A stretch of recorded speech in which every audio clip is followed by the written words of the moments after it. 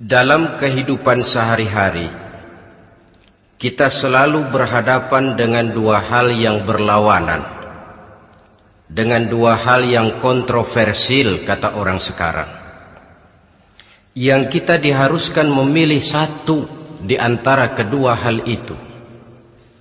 Sejak kita bangun tidur sampai kita tidur lagi, selalu kita hadapi dua persoalan itu, yang benar dan yang salah, yang hak dan yang batil, yang pantas dan yang tercela, yang ma'ruf dan yang munkar.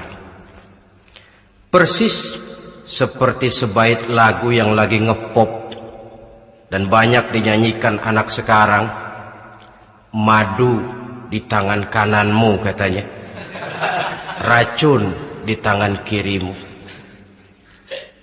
Tapi saya fikir-fikir, bagaimanapun kalau cuma sekedar madu di tangan kanan, racun di tangan kiri, adresnya jelas. Yang repot kalau kita sudah tidak tahu lagi mana yang madu, mana yang racun. Lebih celaka lagi di zaman sekarang, banyak racun mereknya madu. Kita terpedaya, kita terpesona, kita terpukau oleh racun yang bermerek madu ini. Kita minum dia, yang akibatnya rawan di dalam kehidupan kita. Sangat banyak racun-racun yang terpancang di sepanjang perjalanan hidup kita ini. Dan dua di antara racun kehidupan itu akan kita bicarakan pada pertemuan kali ini, yakni arak dan judi, minuman keras dan judi.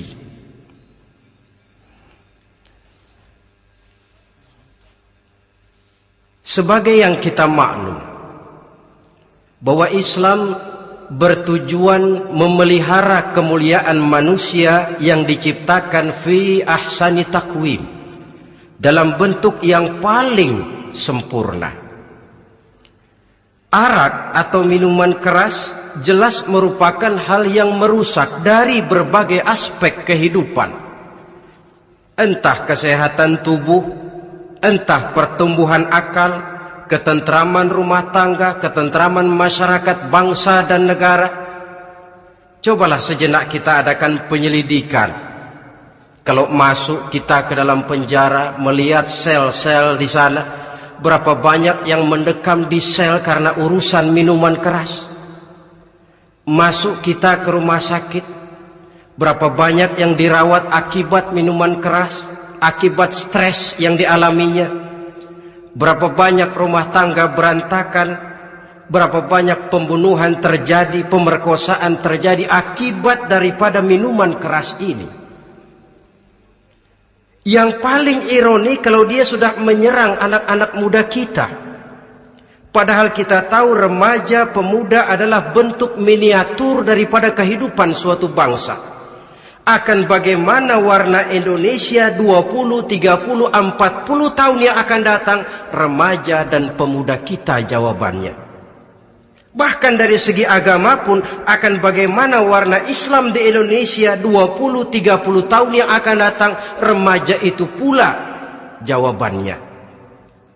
Karena itu tidak terlalu berlebihan kalau saya berkata bahwa untuk menghancurkan Islam di Indonesia ini tidak perlu menghancurkan pondok pesantren, tidak perlu menutup masjid, melarang pengajian, menyegel musola, tidak perlu. Untuk menghancurkan Islam di Indonesia cukup dengan meracuni remaja, pemuda, pemudi Islam di Indonesia. Kalau mereka sudah diracuni, dijauhkan dari agamanya, masalahnya tinggal menunggu pergantian generasi. Maka yang jadi pilot proyek jelas remaja, pemuda, termasuk dengan menanamkan pengaruh minuman keras. Ditanamkan ke tengah remaja kita ini untuk jauh dari tuntunan agama. Hei pemuda-pemuda Islam, kalau kau mau jadi pemuda modern, jangan dekat-dekat ke masjid. Masjid khusus 60 tahun ke atas. Sepertinya di depan masjid itu ada papan pengumuman masjid khusus 60 tahun ke atas. Baca Quran kolot. Seiring dengan itu lalu modernisasi diartikan dengan westernisasi. Kau tidak akan bisa jadi pemuda modern sebelum semua yang datang dari barat kau telan mentah-mentah. Kau harus bisa bergaul seperti orang barat, berumah tangga macam orang barat, makan minum seperti orang barat. Kalau nyanyi lagu barat yang orang lain gak ngerti, kamu juga gak tahu.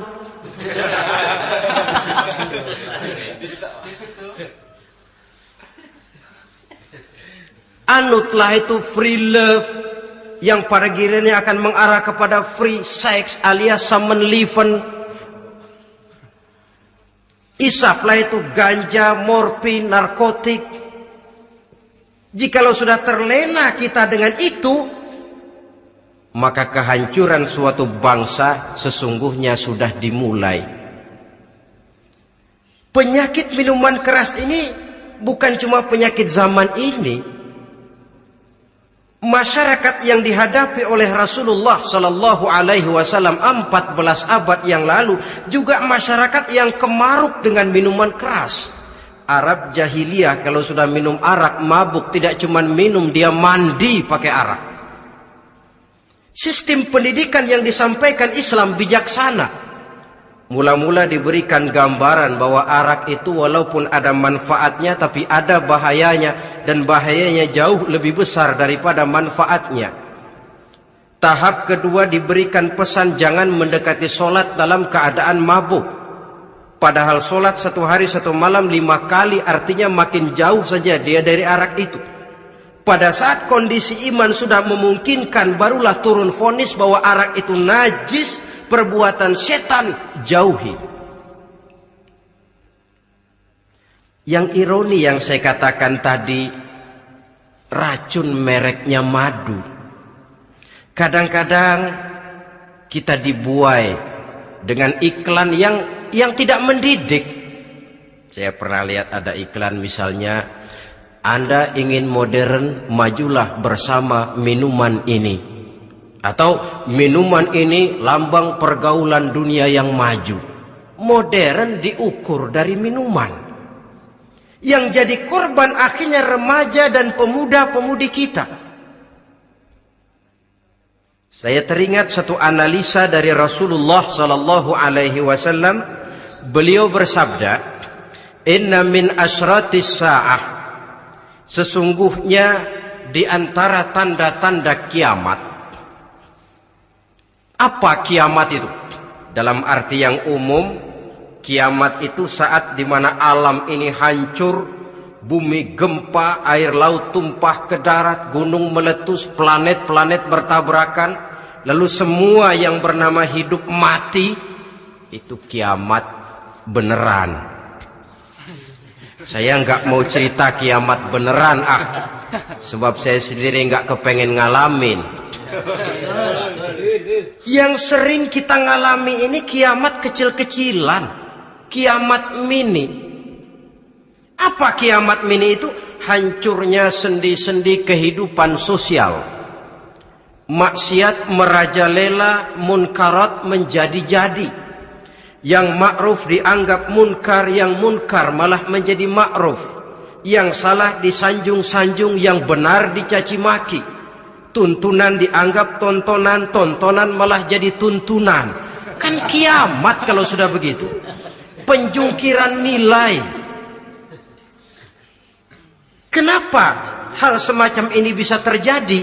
Penyebabnya kata Nabi, pertama ayyurfa'al ilmu. Ilmu diangkat oleh Allah. Bagaimana cara Allah mengangkat ilmu dan apa maksudnya itu? Allah mengangkat ilmu itu, saudara, caranya pertama dengan mewafatkan ulama. Makin banyak ulama wafat, makin banyak ilmu ditarik. Yang kedua, kurangnya minat orang untuk belajar agama. Kalau sudah klop macam itu artinya agama sudah disudutkan ke pojok-pojok kehidupan. Agama cuma sekedar tinggal dekorasi. agama cuma seminar, cuma kongres, cuma muktamar, tapi bahwa agama merupakan realita dalam kehidupan, itu tidak pernah terwujud.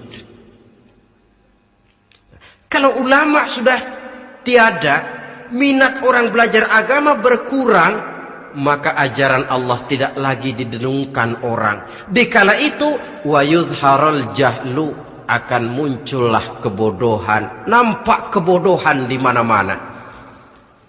Muncul permissive society, masyarakat yang merasa boleh hidup dengan kaidah serba boleh. Tidak ada halal, tidak ada haram, tidak ada hak, tidak ada batil, semuanya serba boleh.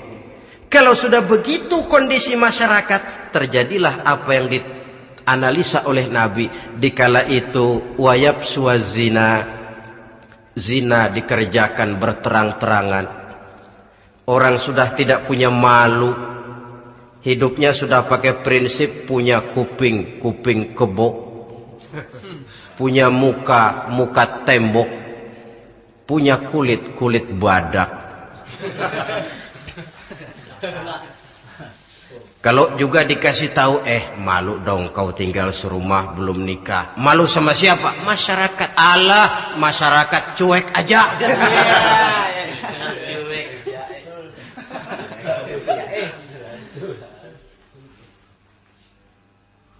Bukankah realita kalau kita ikuti surat-surat kabar, berapa banyak sudah gadis-gadis bergelimpangan jadi korban?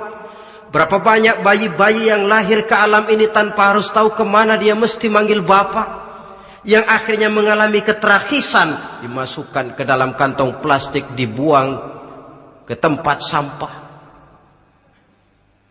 Kalau itu sudah terwujud, muncul efek negatif yang kedua, wa yushrabal khamr, arak, minuman keras jadi kebanggaan. Anak muda belum nyohor kalau belum bisa mabuk. Yang enggak mabuk dianggap kolot. Kampungan loh. Bikin malu baru kena segelas saja udah miring. Cengeng. Temen kita hebat sampai nyungsep di got. Yang nyungsep hebat. Ya, kalau cuma yang hancur kehidupan pribadi. Tapi kalau sudah menyangkut masa depan, yang berarti masa depan suatu generasi adalah merupakan masa depan daripada suatu bangsa. Begitu kerasnya Islam ini melarang minuman keras, sampai bukan cuma sekedar meminumnya saja yang diharamkan, tetapi juga dilarang mengimportnya, memproduksinya, membuka warung yang menjual minuman keras, atau bekerja di tempat penjualan minuman keras. Ada juga yang nyerempet-nyerempet, Pak, kalau sedikit kan nggak apa-apa, nggak mabuk ini. Nah, saya ingatkan hadis Nabi diriwayatkan oleh Imam Ahmad, Abu Daud dan Turmuzi. Nabi bersabda, "Ma askara katsiruhu faqaliluhu haramun." Apa yang banyaknya menyebabkan mabuk, sedikitnya pun tetap haram hukumnya. Memang barangkali mungkin ada manfaatnya, tetapi bahayanya jelas lebih besar ketimbang manfaat yang bisa timbul daripada jenis minuman keras itu sendiri. Dalam hadis lain Nabi pesankan, "Man kana yu'minu billahi wal yawmil akhir fala yaq'udu ala ma'idatin taduru 'alaiha al-khamru." Siapa yang beriman kepada Allah dan beriman kepada hari akhirat, jangan dia duduk di dalam satu pertemuan yang di dalam pertemuan itu diedarkan minuman keras. Masuk ke dalam lingkungan macam itu saja tidak diperkenankan. Kenapa? Asyariku fi syarri syarrun. Bersekutu dengan kejahatan, jahat juga hukumnya. Semalam kamu mabuk ya? Enggak, temen. Saya cuma ngebeliin aja kok. Apalagi ngebeliin.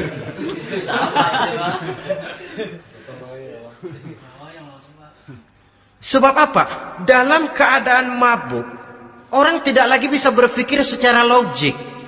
Daya kontrol hilang, artinya perbuatan sudah tidak terkontrol lagi. Yang pertama. Yang kedua, IQ tidak akan tumbuh dan berkembang secara normal seperti yang kita harapkan. Yang ketiga, harga diri akan runtuh hancur di tengah masyarakat. Bayangkan kalau tengah malam kita digotong orang, diantar ke rumah kita. Dengan kondisi macam itu masih punya muka kita untuk tegak di tengah masyarakat. Masih punya harapan kita untuk tumbuh menjadi pemimpin. Sementara orang terkenang, ini kan yang kemarin malam gua gotong, dia lagi mabuk. Harga diri, kepribadian. Jangan lupa saudara, kita hidup di tengah masyarakat. Masyarakat itu punya hukum yang tidak tertulis, tapi lebih kuat dan lebih kejam daripada hukum tertulis. Orang bilang, sekali arang tercoreng di dahi, seumur hidup orang akan